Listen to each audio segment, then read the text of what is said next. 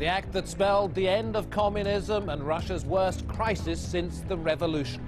How will Boris Yeltsin be remembered? This is Inside Story.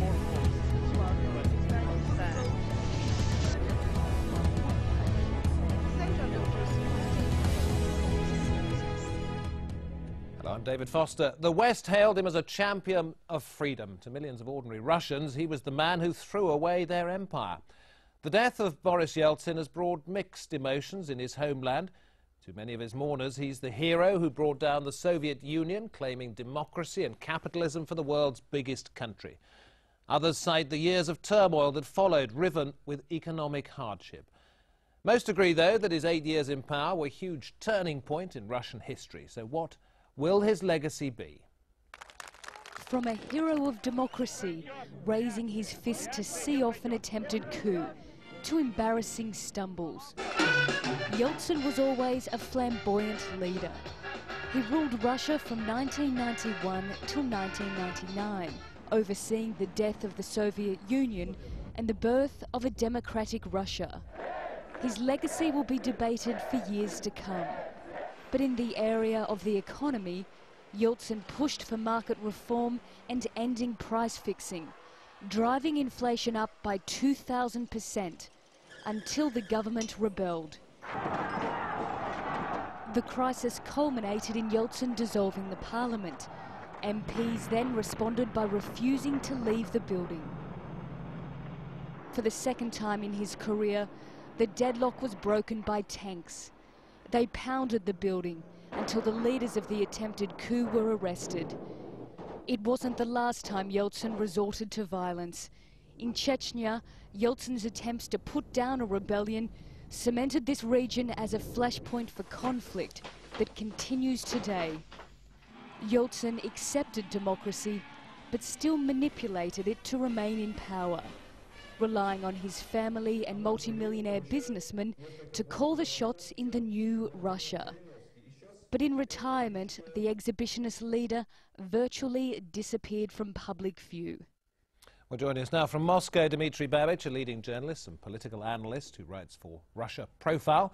And from London, Martin Macaulay, a specialist in Russian history and politics, the author of numerous studies of Russia and the Soviet Union. Dmitry Babich, first of all, in just a moment I'd like to explore Yeltsin's personality, but first of all, what do you believe should be written on his tombstone? I think the following phrase: the man whom Russia loved once. Maybe I would also add, great disillusionment only follows true love. Martin Macaulay? I think you're a great success, but also a great failure. A man who promised much, but in the end delivered very little. So what, Martin, were the contradictions in Yeltsin? Well, first of all, he was a liberal by instinct, and that's very important. A liberal leader in Russia is a phenomenon. Normally, Russian leaders are conservative. They concentrate power at the center. Yeltsin was a populist. He was very good at going to the people. He wanted the people to participate and so on. Therefore, you could say he began on the path to democracy. Economically, unfortunately, he got very bad advice. Shock therapy in 1992 was a disaster, and then you had the 1998 financial crisis, financial failure, when the new middle class was decimated. So therefore, economically, the results were very, very poor, and had there been free elections, 1996, for instance, the presidential election, the communist candidate Zyuganov actually won. But of course, it all depended on who counted the votes, and Yeltsin was declared the victor. So therefore, the people had fallen out of love with him by the middle 1990s. And then he handed on his legacy to President Putin, who's been very lucky because of rising oil and gas prices and commodity prices.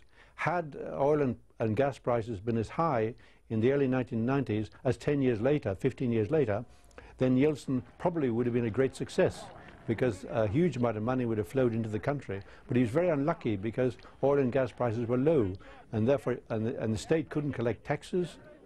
Therefore, social services floundered and so on. And the people who will look back with most affection will be the small liberal middle class, the intelligentsia, those who Many of them have Western values and so on. But the vast majority of Russians will say he was an enormous disappointment, and now compare that era to the new Putin era. We much prefer Putin.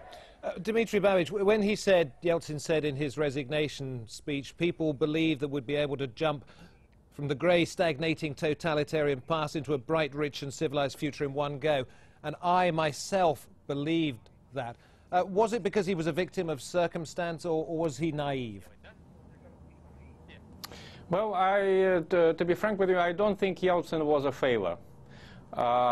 Life in Russia in the 90s was no bed of roses, but it was destined to be so. I mean, both Gorbachev and Yeltsin could not be entirely successful presidents because Russia had to go through an economic crisis.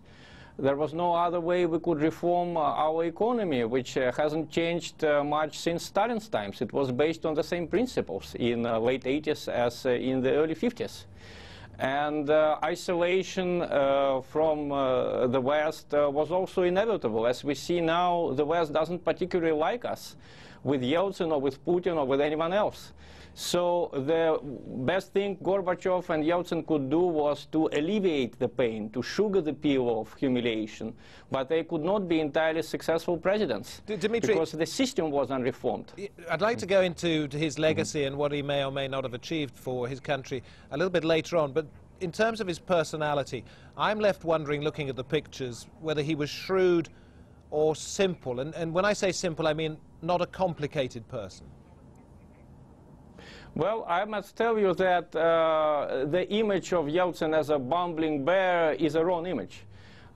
He was very cunning politically. He outwitted all of his enemies, some very smart men among them.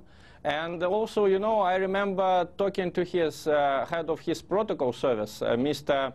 Shevchenko, who worked with both him and Gorbachev. And Shevchenko said that Gorbachev was late very often, and Putin is now late very often. Yeltsin was never late. So this idea of him being a careless, he might be careless in details, but he was very responsible in important things. But he appeared to be a very heavy drinker, and there were those who suggested that this affected his work.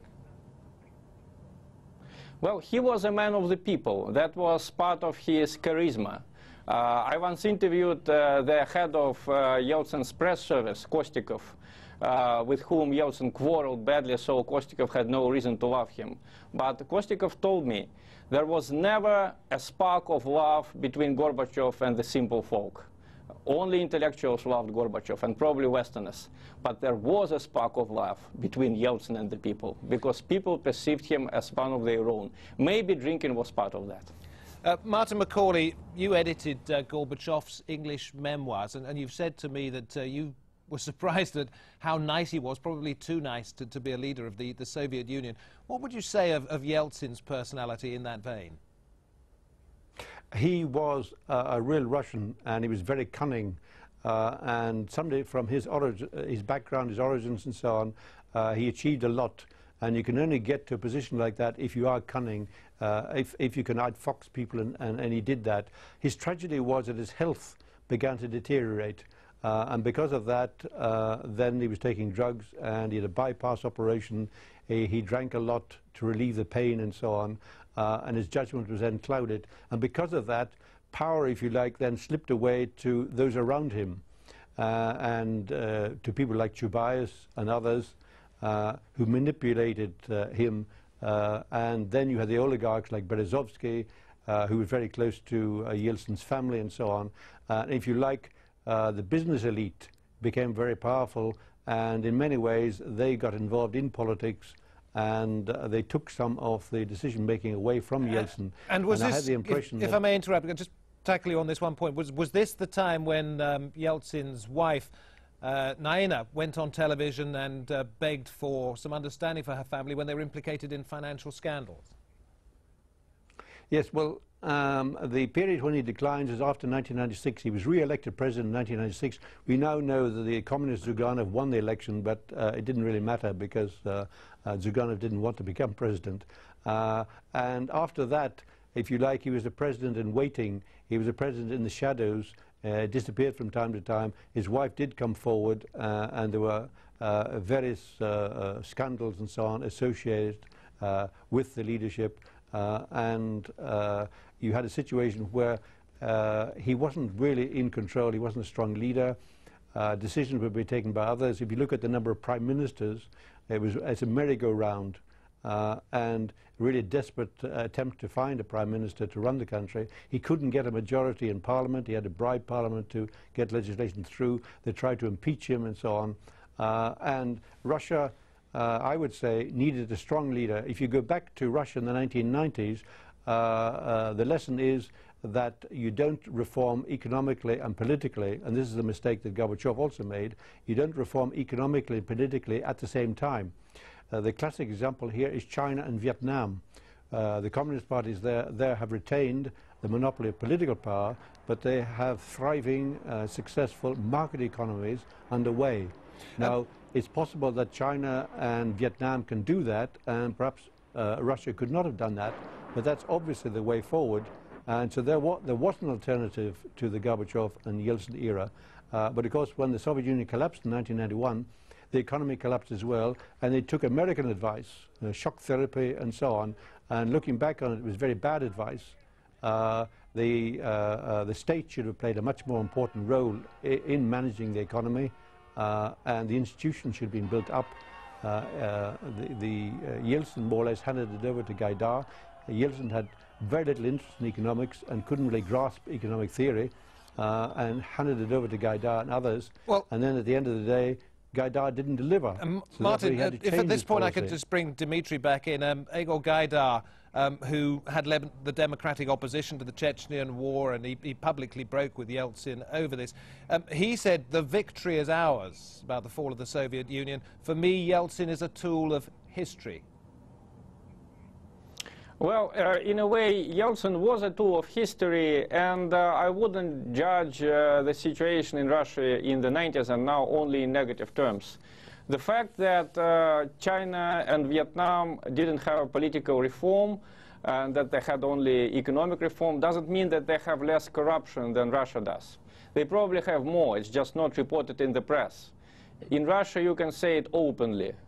In Vietnam or in China, you will have some difficulties criticizing the government as a whole. So very difficult. Gaidar? I was just going to say, so very difficult to separate the personality from what he's achieved. But we're going to take a break, and when we come back, we're going to look at what Gorbachev's legacy actually is, how Russia changed, and the role that Boris Yeltsin played in shaping its image. Do stay with us on Inside Story.